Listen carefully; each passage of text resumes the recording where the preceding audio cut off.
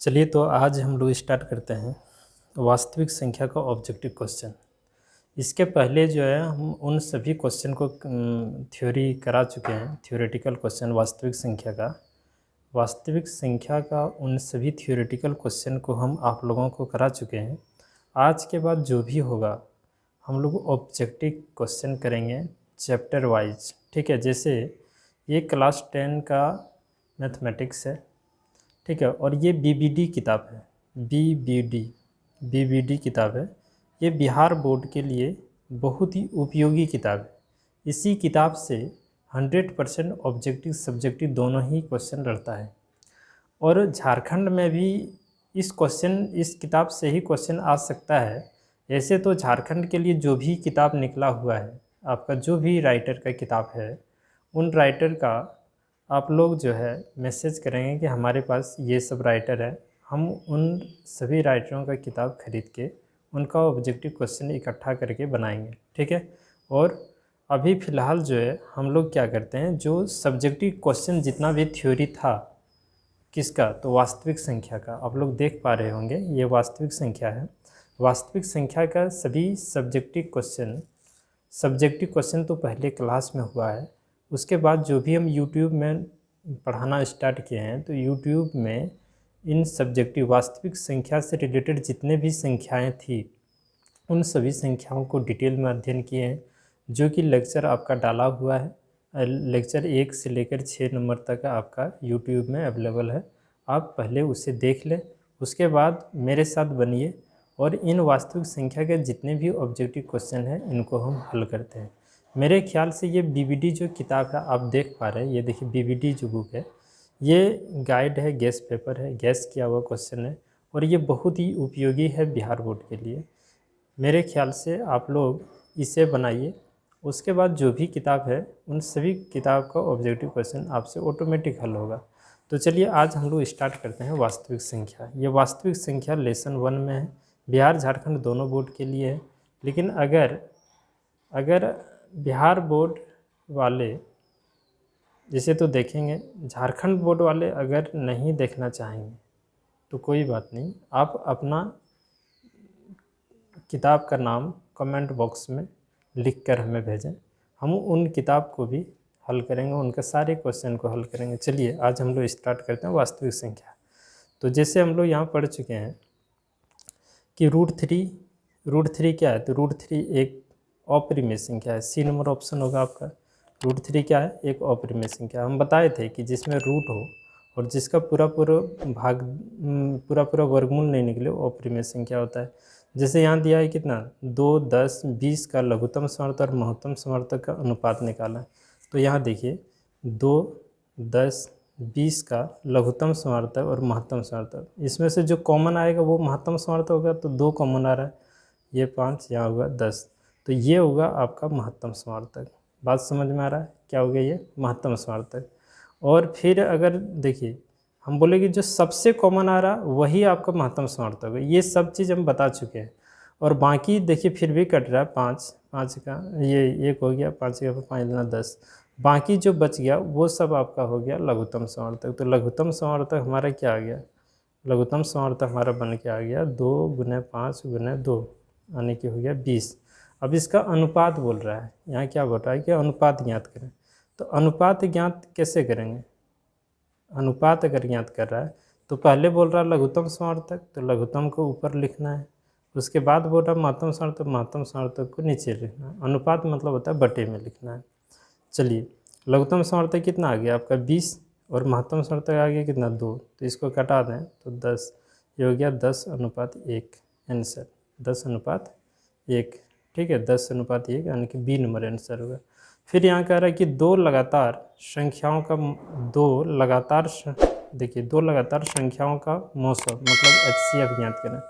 दो लगातार, कोई भी दो लगातार संख्या, जैसे 1 हो, है ना, या 2, 3 हो, ये लगातार ही हो रहा है ना, या 3, 4 हो, ये सब लगातार। इस सब का कभी भी अगर महत्तम समवर्तक की बात करें तो हमेशा महत्तम समवर्तक 1 ही होगा। महत्तम समवर्तक कितना होगा 1। लगातार दो संख्या का महत्तम समवर्तक की अगर बात करें तो लगातार दो लगातार संख्याओं का महत्तम समवर्तक कितना होगा, तो 1 होगा, ठीक है। चलिए बी नंबर ये ऑप्शन होगा आपका।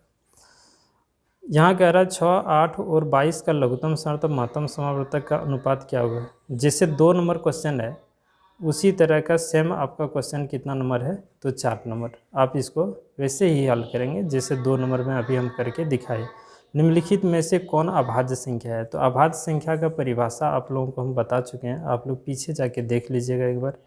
अभाज्य संख्या किसको कहेंगे। अभाज्य संख्या हम लोग कहेंगे वैसी संख्या जिसका केवल 2 गुणनखंड हो, या वैसी संख्या जो एक और स्वयं से विभाजित हो, उसी को कहेंगे। तो 15 देखिए आपका अभाज्य संख्या नहीं है। क्यों नहीं है, तो 1 से भी कट रहा है, 3 से भी कट रहा है, 5 से भी कट रहा है और 15 से भी कट रहा है, इसलिए 15 अभाज्य संख्या नहीं है। 23 देखते हैं तो 23 अभाज्य संख्या है, एक और ये 23 से ही कट रहा है, इसलिए ये आपका हो गया अभाज्य संख्या। 12 नहीं होगा, क्योंकि 12 इसलिए नहीं होगा क्योंकि ये 2 से भी कटता है, 3 से भी, 4 से भी, 6 से भी कटता है, 12 से भी कटता है, बहुत अभाज्य संख्या का परिभाषा है कि एक और स्वयं से कटे, या नहीं तो हम बोल सकते हैं जिसका केवल 2 गुणनखंड हो। जैसे 23 का हुआ 1 और 23, 2 ही गुणनखंड है ना। अभाज्य संख्या का परिभाषा होता है कि जिसका केवल 2 गुणनखंड हो, ना उससे कम हो और ना ही उससे अधिक हो, तभी उसको हम अभाज्य संख्या कहेंगे। तो ये हमारा आंसर होगा बी नंबर। फिर यहाँ कह रहा है कि 5005 में कितने अभाज्य संख्या है। अब ये बताइए 5005 में कितने अभाज्य संख्या हैं।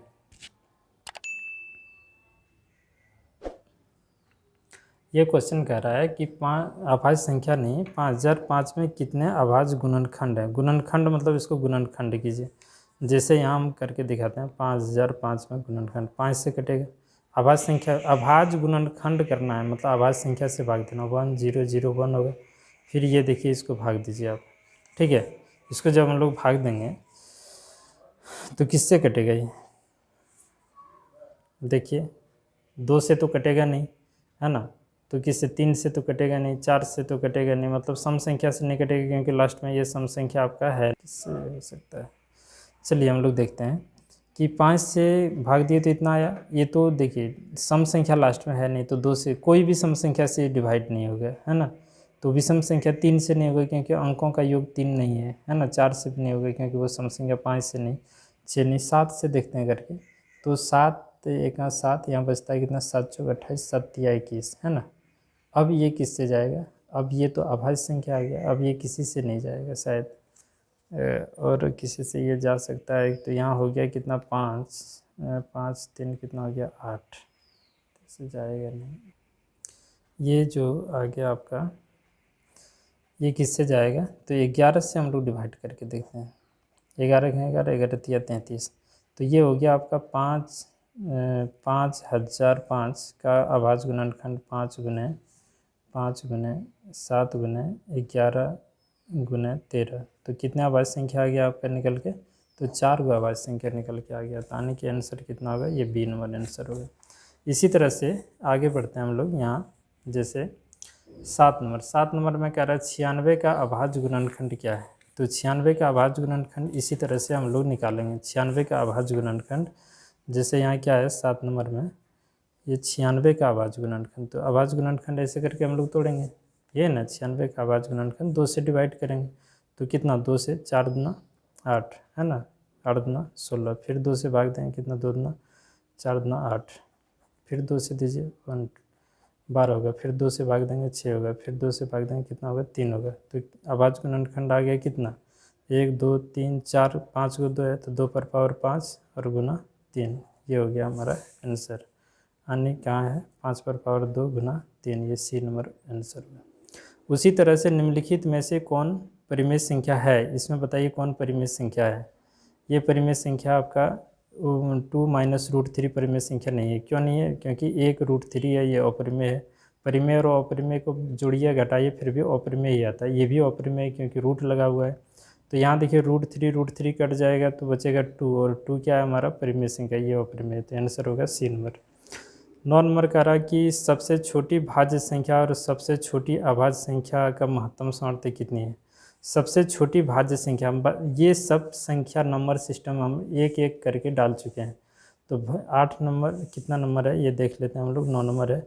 9 नंबर में सबसे छोटी जो भाज्य संख्या हो गया कोप्राइम नंबर, वो होता है 4। 4 से ही स्टार्ट होता है। क्यों, क्योंकि भाज्य संख्या का परिभाषा क्या होता है कि वैसी संख्या जिसका 2 से अधिक गुणनखंड हो।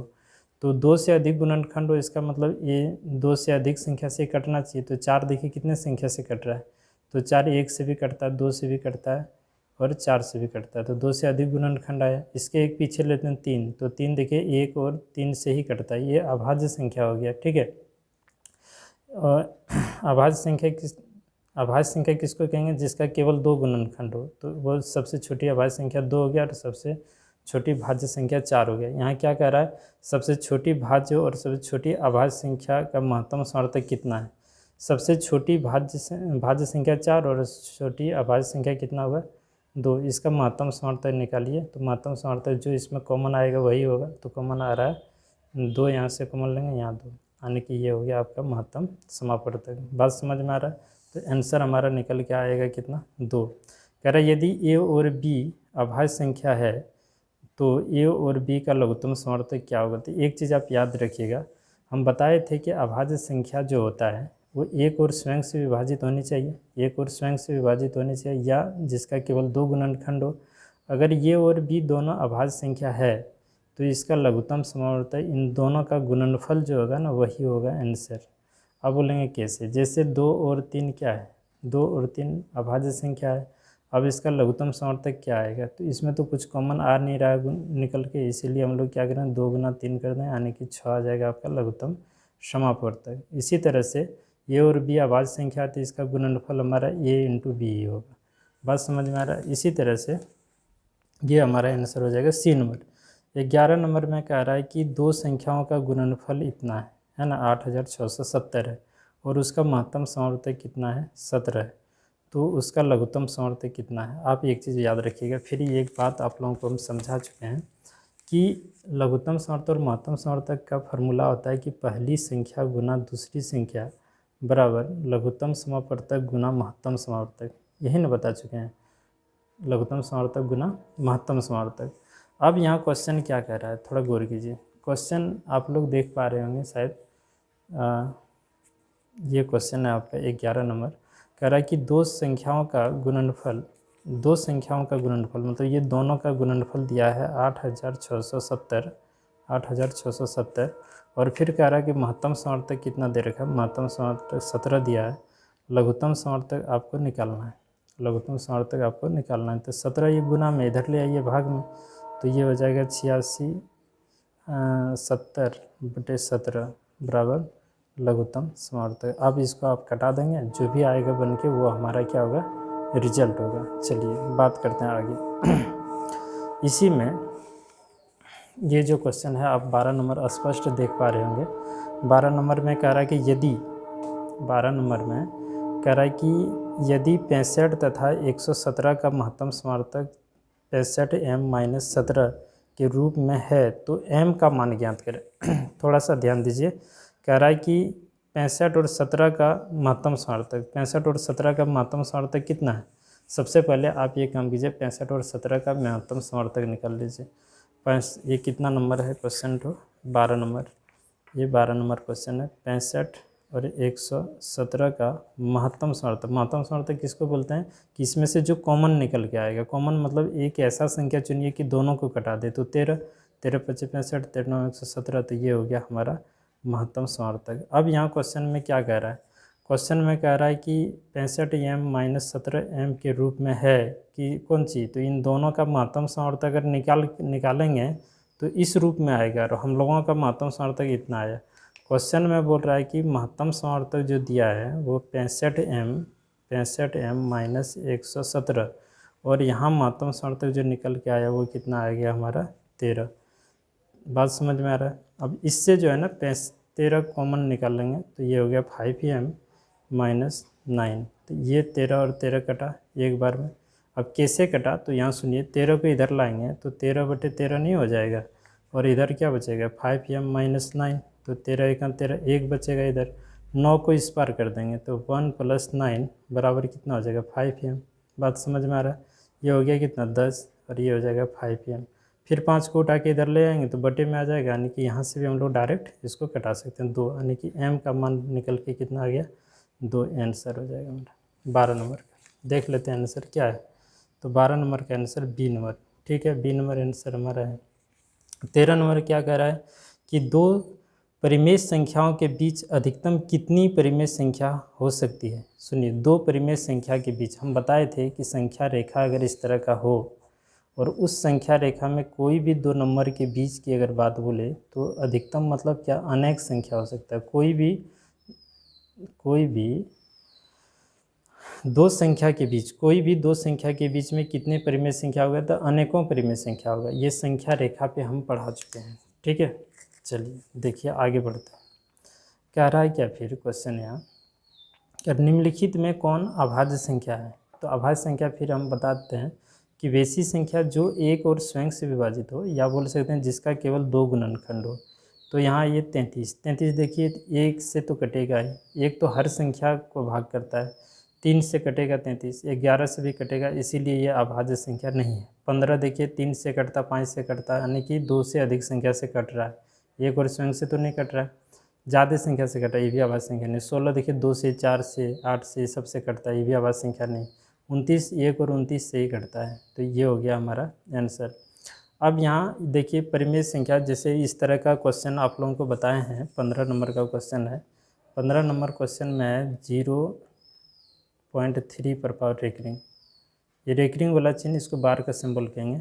तो इस तरह का चिन्ह को, इस तरह का क्वेश्चन को हम पढ़ा चुके हैं, लेक्चर नंबर शायद हम 6 में पढ़ाए हैं, आप लोग पीछे जाके देख सकते हैं। और इसे कह रहा है कि 0.3 पर पावर रेकरिंग का परिमेय रूप में लघुत्तम रूप लिखें। मतलब इसको परिमेय रूप में तो लिखना है, लघुत्तम मतलब लघुत्तम समापवर्तक के बारे में नहीं बोल रहा, लघुत्तम मतलब हो रहा है कि उसका छोटा रूप में लिखना है। लघुत्तम का मतलब होता है उसका छोटा रूप में लिखना है। तो देखिए इसको हम लोग हल करने का एक सिंपल तरीका बताए थे क्या, कि यहाँ जो है उसको लिख लीजिए, और रेकरिंग जो है, रेकरिंग कितने संख्या पे, एक संख्या पे, मतलब खाली 3 करना है, तो इसके बदले में नीचे में 9 देना है।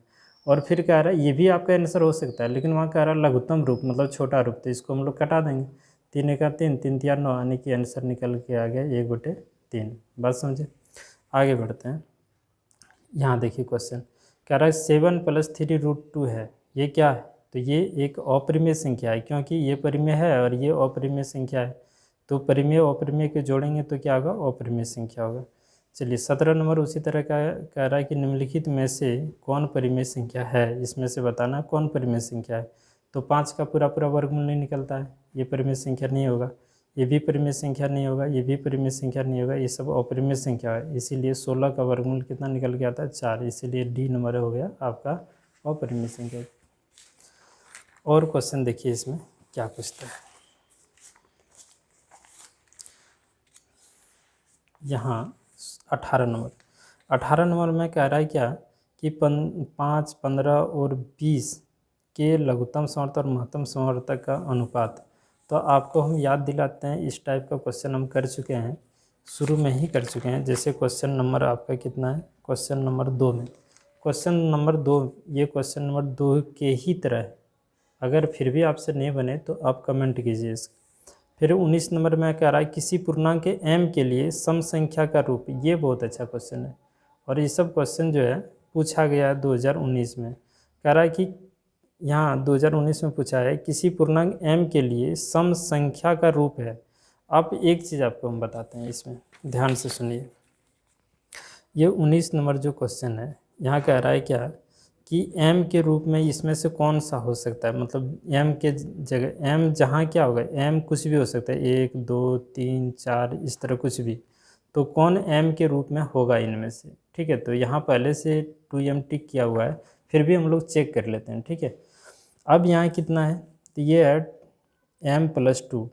आप यहाँ 1 रखिए, अगर यहाँ 1 रखते हैं तो ये कितना, 1 रखते हैं +2 हो गया 3। क्या ये सम संख्या है, नहीं भी सम संख्या, इसलिए ये ऑप्शन आप यहीं ख़त्म हो गया। दूसरा नंबर ऑप्शन क्या है, बी नंबर ऑप्शन में 2m + 1, 2m + 1 ये है। तो यहाँ एक बार हम लोग 1 रखते हैं, तो 1 अगर हम यहाँ रखते हैं तो 1 रखेंगे यहाँ, और यहाँ 2 गुना होगा, तो 2 1 2 होगा, और जोड़ 1 है, मिलके हुआ 3। ये भी तो सम संख्या आपका नहीं है, यानी कि ये भी बी नंबर ऑप्शन ख़त्म हो गया। सी नंबर में देखते हैं 2m, यहाँ 1 रखिए, तो 2 × 1 करेंगे तो 2 आया। अच्छा इसमें तो 2 आ गया सम संख्या, ये आंसर ठीक है। आगे और बढ़ते हैं, यहाँ 2 भी रख के देखिए, तो 2 दूना 4, फिर भी सम संख्या मिल गया। यहाँ 3 रख के देखिए, 2 × 3, तो इसको बनाएंगे 3 9 6, यानी कि ये हमारा आंसर होगा। यानी कि m के जगह हम कुछ भी वैल्यू रखिए, यानी 2m, इस m के स्थान पर कोई भी वैल्यू रखिए, 1 2 3 4 कुछ भी रखिए, आपको रिजल्ट क्या देगा, सम संख्या ही देगा, इसीलिए ये आपका हो जाएगा आंसर। ठीक है। अच्छा, इसी में अगर आपसे पूछ देगा कि विषम संख्या इसमें से कौन होगा, तो ये देखिए, अगर ये सम संख्या है, फिर से समझिए बढ़िया से, अगर 2m सम संख्या का रिजल्ट देता है, सुनिए, 2m अगर सम संख्या का रिजल्ट देता है, सम संख्या का रिजल्ट अगर देता है, तो 2m + 1 विषम संख्या का रिजल्ट देगा। आप बोलेंगे सर कैसे, तो इसको समझिए। अभी हम तुरंत क्या बोले कि m कोई भी नंबर हो सकता है, इस तरह से बढ़ते जाएगा। बात समझ में आ रहा है? यानी सम संख्या अगर चेक करना है तो 2m, यहाँ रखिए 2, यहाँ रखते हैं एक बार 1, तो मिलता है रिजल्ट कितना, 2। यहाँ रखते हैं 2, तो रिजल्ट मिलता है कितना, 4। यहाँ रखते हैं 3, तो रिजल्ट मिलता है 6। यहाँ रखते हैं 4, तो रिजल्ट मिलता है 8। तो ये सब का सब सम संख्या है। विषम संख्या चेक करना है, विषम संख्या अगर चेक करना है तो सुनिएगा, तो ये 2m + 1 के रूप में आता है। बोलेंगे कैसे, m के जगह यहाँ रखिए 1 + 1, तो 2 1 2, 2 ही होगा, और जोड़ 1 मिला के हुआ 3। यहाँ रखिए 2, तो 2 × 2 जोड़ 1, 2 दूना 4, और 1 कितना हो गया, 5। तो देखिए विषम संख्या ही दे रहा है ना। यानी याद करिएगा कि जब सम संख्या बोले तो 2m, और सम संख्या बोले तो 2m, और विषम संख्या बोले तो 2m + 1 के रूप में होगा। ठीक है। अगर कहीं क्वेश्चन इस तरह मिल गया, इसमें तो एगो दिया है, और ये 2019 में पूछा गया क्वेश्चन है। अब यहाँ फिर हम लोग आगे बढ़ते हैं।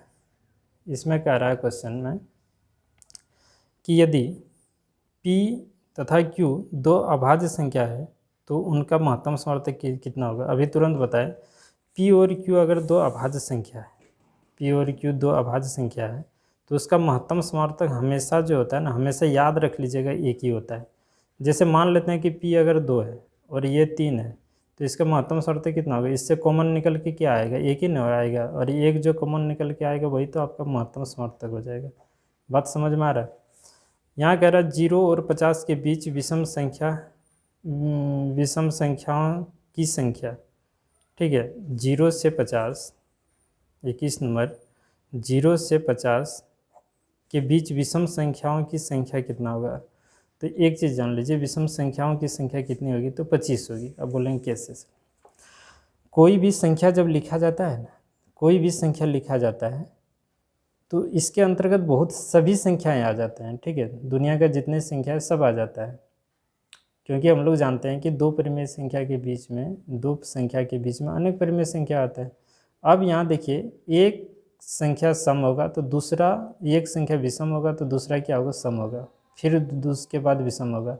यानी कि अल्टरनेटिंग, एक को छोड़ के एक संख्या अगर देखा जाए तो आपको विषम संख्या ही मिलेगा। फिर 4 देखिए सम संख्या, इसको छोड़ दीजिए तो अगला संख्या जो मिलेगा 5 विषम संख्या। यानी टोटल संख्या कितनी है, तो टोटल संख्या आपको 50 है, 0 से लेकर 50। तो 1 से अगर हम स्टार्ट करते हैं गिनना, तो 1 आपका मिलेगा विषम, तो फिर एक घर छोड़ के मिलेगा सम। यानी कि 50 में से 2 से डिवाइड कर देंगे, क्योंकि 2 का ही गैप होता है, कोई भी संख्या के बीच में 2 का ही गैप होता है।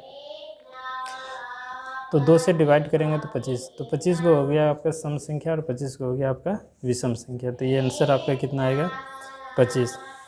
22 नंबर में कह रहा है कि निम्न में कौन अपरिमेय संख्या नहीं है। इनमें कौन अपरिमेय संख्या नहीं है। अपरिमेय संख्या नहीं है मतलब क्या, वो परिमेय संख्या होना चाहिए, तो 10 का पूरा पूरा वर्गमूल नहीं निकलता है, इसीलिए कौन सी हो जाएगा, ये पूरा पूरा वर्गमूल निकलता है 10 का।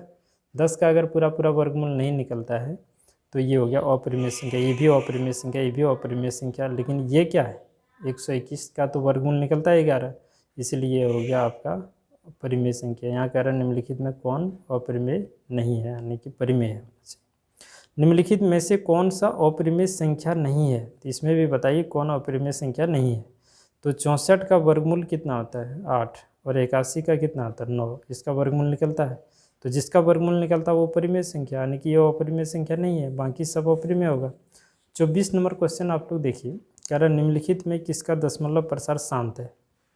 तो हम बताए थे आप लोगों को कि दशमलव प्रसार शांत होने के लिए, दशमलव प्रसार शांत होने के लिए कि उसके हर में, हर जो होता है ना, हर किसी भी भिन्न का जो, देखिए जो भिन्न हम लोग लिखते हैं, भिन्न में अंश होता है, ऊपर वाले को अंश और नीचे वाले को क्या बोलते हैं, हर बोलते हैं। तो हर में, इस हर में क्या क्या होना चाहिए, तो या तो 2n होना चाहिए, या 5m होना चाहिए, या दोनों का गुणनफल होना चाहिए। अगर ये तीनों कंडीशन में से कोई भी होगा तो दशमलव प्रसार शांत होगा, अन्यथा शांत होगा। ये सब चीज़ हम पढ़ा चुके हैं। आप लोग पिछला लेक्चर जो होगा संख्या पद्धति यानी